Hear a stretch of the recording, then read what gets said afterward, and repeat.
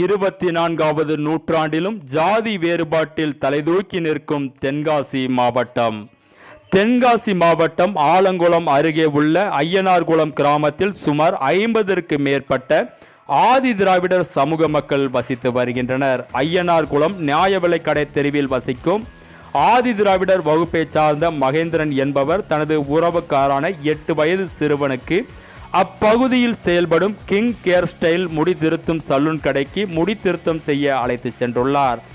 King care style salon கடை உரிமையாளர் ஆதி திராவிடர் சமூகத்தை சார்ந்தவர்களுக்கு தனது கடையில் முடி திருத்தம் செய்யக்கூடாது என அக்கிராமத்தில் வாழும் எம்பிசி வகுப்பினர் இது போன்ற கட்டுப்பாடுகள் தனக்கு விதித்திருப்பதாக கூறி அந்த சிறுவனுக்கு முடி திருத்தம் செய்ய முடியாது என கூறி திருப்பி அனுப்பியுள்ளார்.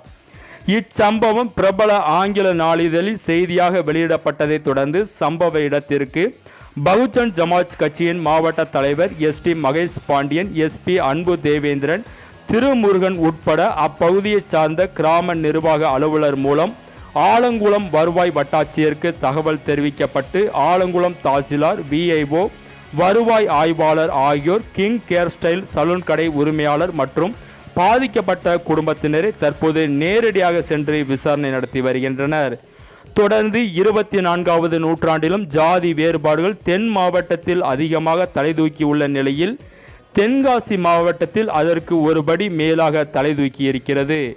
ஜாதியை ஒழிக்க புரட்சி விதையை விதைத்த அம்பேத்கரின் சட்டமும் தியாகி இமானுவேல் சேகரனின் ரத்தமும் இன்று வரை சட்ட புத்தகத்தில் எழுத்துக்களாக மட்டுமே உள்ளது. நடைமுறையில் ஆளும் அரசியல் கட்சிகளிலும் ஜாதி வேறுபாடுகள் தலைதூக்கி இருப்பது குறிப்பிடத்தக்கது.